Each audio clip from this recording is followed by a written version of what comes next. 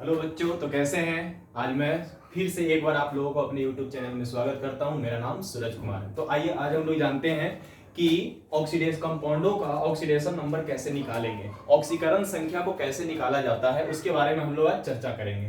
तो यहाँ पे हम लोग आज बेसिकली जो हम क्या देखने वाले हैं, यहाँ पे आज हम लोग यही देखने वाले हैं कि हम लोग कॉम्प्लेक्स, तो जैसे हम लोग पढ़ते हैं कि कॉम्प्लेक्स कंपाउंड, कॉम्प्लेक्स के बारे में हम लोग जानते हैं। तो दो प्रकार की होती है, एक कौन सा होता है मोनोन्यूक्लियर, मोनोन्यूक्लियर, और एक होता है बाइन्यूक्लियर, बाइन्यूक्लियर कॉम्प्लेक्स। तो हम लोग अभी जो पढ़ने वाले हैं वो बाइन्यूक्लियर कॉम्प्लेक्स के बारे में जानने वाले हैं। बाइन्यूक्लियर कॉम्प्लेक्स के बारे में जानेंगे जिसको बोलते हैं द्विनाभिकीय यौगिक, जटिल यौगिक, जिसे हम लोग बोलते हैं। ये चैप्टर है कोऑर्डिनेशन कंपाउंड का ऑक्सीकरण संख्या निकालने के लिए सीखेंगे। तो आई होप आप लोगों को मोनोन्यूक्लियर जो कॉम्प्लेक्स कंपाउंड होता है, जिसमें एक सिर्फ सेंट्रल मेटल एटम होते हैं, एक केंद्रीय धातु परमाणु होते हैं, उनके बारे में आपको मालूम होगा। तो आइए हम लोग बाइन्यूक्लियर के बारे में जानते हैं क्या होता है। बाइन्यूक्लियर कॉम्प्लेक्स कहने का मतलब, बाई का मतलब होगा दो और न्यूक्लियर का मतलब होगा नाभिक, यानी कहने का मतलब कि नाभिक, यानी बोलने का मतलब जिसमें दो सेंट्रल मेटल एटम हो, दो सेंट्रल मेटल एटम केंद्रीय धातु परमाणु हो, उसे हम लोग बोलते हैं बाइन्यूक्लियर कॉम्प्लेक्स। तो हम लोग आज जानेंगे बाइन्यूक्लियर कॉम्प्लेक्स के बारे में। तो देखते हैं binuclear complex oxidation number, oxidation number of binuclear nuclear complex, binuclear complex. तो यहां पर बाइन्यूक्लियर कॉम्प्लेक्स में कैसा दिखता है, उसका ऑक्सीकरण संख्या हम लोग निकालेंगे। तो इसके लिए आप लोग को बेसिकली सभी बात मालूम होना चाहिए कि लिगेंड क्या होता है, लिगेंड पे आवेश कितने होते हैं और लिगेंड कितना जोड़ा इलेक्ट्रॉन दे रहा है। उसके हिसाब से लिगेंड को तीन भागों में वर्गीकृत किए थे। एक होता था पॉजिटिव लिगेंड, नेगेटिव लिगेंड, और एक होता था न्यूट्रल लिगेंड। तो लिगेंडों के बेसिस पे हम लोग इसके बारे में क्या करेंगे, जानेंगे ऑक्सीडेशन नंबर ऑफ बाइन्यूक्लियर कॉम्प्लेक्स। तो आइए यहाँ पे हम लोग देखते हैं। बाइन्यूक्लियर कॉम्प्लेक्स जो होता है वो जनरली वो दिखता है कुछ इस तरह से। अगर हम लोग बाइन्यूक्लियर कॉम्प्लेक्स जो है कुछ इस तरीके से दिखता है, जो कि यहाँ पे लिख रहा हूं। एक बड़ा कोष्टक होती है, मान लो कि यहां पर हमने दिया है NH3 का NH3 होल 4 CO क्वाल्ट लिया। यहां पर हम लोग दे रहे हैं NH2, यहां पर हम लोग ले रहे हैं NO2, और यहां पर फिर से दे रहा हूं CO, यानी कि एक सेंट्रल मेटल एटम और एक और सेंट्रल मेटल एटम, इसको हम लोग बोलते हैं ब्रीजिंग लिगेंड। ये जो लिगेंड होता है NH2 और NO2, नाइट्रो और अमाइडो, ये दोनों का दोनों कहलाता है ब्रीजिंग लिगेंड। तो इसको ब्रीजिंग लिगेंड के हम लोग सेंस में रखते हैं। तो यहां पे हम लोगों ने रखा, और उसके बाद फिर से NH3 का होल 4, और इस साइड में ले रहे हैं SO4 सल्फेट। तो इसका ऑक्सीकरण संख्या हम लोग कैसे कैलकुलेट करेंगे, इस तरीके का। तो इसको बाइन्यूक्लियर कॉम्प्लेक्स इसलिए बोला क्योंकि इसमें दो केंद्रीय धातु परमाणु है, एक क्वार्ट यहां है और एक क्वार्ट यहां है। और बाइन्यूक्लियर कॉम्प्लेक्स में भी ये होमोन्यूक्लियर कॉम्प्लेक्स है, होमोन्यूक्लियर, होमोपॉलीन्यूक्लियर कॉम्प्लेक्स है ये बाइन्यूक्लियर कॉम्प्लेक्स में।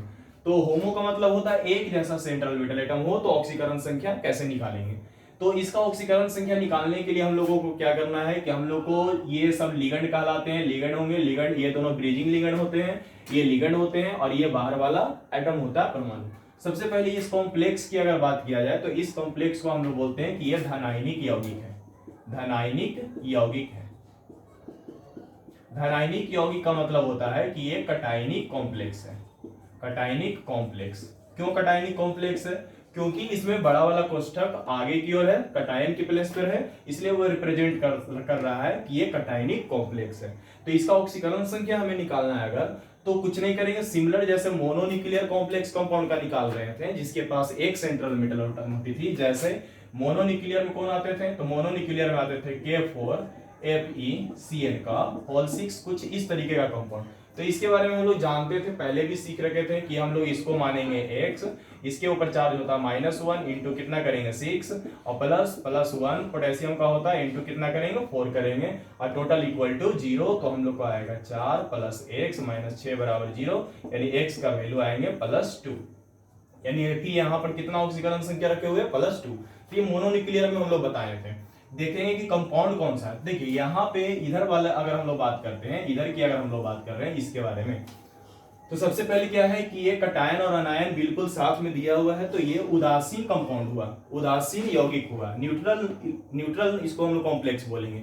तो ये न्यूट्रल कॉम्प्लेक्स है, तो इसमें क्या करना, कुछ नहीं, पहले की तरह इसे मानना है x, ये हो गया x, इसे भी हमको मानना है x। अगर ये उदासीन है तो टोटल इक्वल्स टू करके हम लोग क्या देंगे, 0 देंगे। तो इसमें क्या होता है, x माना। अब एमीन हम लोग जानते हैं NH3 जो होता है वो होता है न्यूट्रल लिगेंड, न्यूट्रल लिगेंड होता है, तो इसके लिए क्या होगा कि NH3 है तो इसका होगा 0 × 4 प्लस दे देंगे। यहाँ पे जब जब जिस लिगेंड की आवेश को लिख लेंगे और उसके हम लोग मॉलिक्यूलों से गुना कर देंगे, उसके बाद हम लोग प्लस देते हुए लास्ट में इक्वल्स टू करके 0 देंगे। तो ये हो गया। प्लस क्या करेंगे, ये करने के बाद अमाइडो, इसके ऊपर जो होता है एक माइनस होता है, तो एक माइनस इसके कारण हो जाएगा, फिर प्लस इसकी बारी आएगा, ये ब्रिजिंग लिगेंड है तो इसकी बारी आएगा, तो इसके ऊपर कितना, तो इसके ऊपर जो होता है इसके ऊपर भी माइनस एक आवेश होती है, एक चार्ज होती है माइनस में, तो -1 यहाँ भी हो जाएगा, -1 यहाँ भी था। फिर हम लोग क्या करेंगे, बीच में दे देंगे प्लस। अब इसको मान लिया था x, एमीन है तो फिर से ये न्यूट्रल है, तो 0 × कितना होगा 4, और फिर यहाँ पे प्लस देंगे, इसको लेंगे सल्फेट के ऊपर में आवेश जो होती है सल्फेट पर वो होती है -2, तो यहाँ पर हम लोग क्या देंगे -2, और टोटल इक्वल टू क्या करेंगे 0। ठीक है, तो अब हम लोग के पास क्या होगा कि ये 0 बच जाएंगे, ये x, ये हो जाएगा -1, ये भी हो जाएगा -1 प्लस x, ये कितना हो जाएगा 0, और ये -2, और टोटल इक्वल्स टू 0। तो हमारे पास आएगा x प्लस x हो जाएगा 2x, x plus x 2x हो जाएंगे, और इधर से हमारे पास कितना आएगा, माइनस माइनस यानी -2, और -2 ये वाला, ये 0 तो है, ये हट जाएगा, यहाँ पे 0 आ जाएंगे, तो हमारे पास बचेगा 2x - 4 बराबर 0, तो 2x बराबर ये इधर जाएगा तो हो जाएगा +4, और यानी कि x बराबर हम लोग के पास बचेगा +4 अपॉन में 2 कट जाएंगे +2, कितना आएगा +2 आएगा।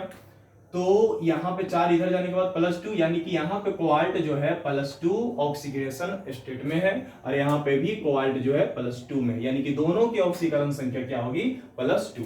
तो इस प्रकार से हम लोग बाइन्यूक्लियर कॉम्प्लेक्स की ऑक्सीडेशन नंबर को आसानी से निकाल सकते हैं, कभी भी जहां भी दे रखे तो इसी प्रकार से और भी कंपाउंड का हम लोग ऑक्सीडेशन नंबर निकालने के लिए सीखेंगे। जैसे मान लिया जाए कि हम लोग लेते हैं इस तरीके का कोई कंपाउंड हो,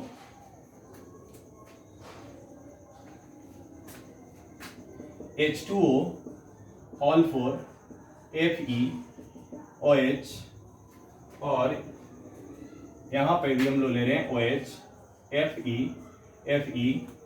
H2O का होल 4, और लास्ट में हम लोग लेते हैं SO4 का होल ट्वाइस, SO4 का होल ट्वाइस।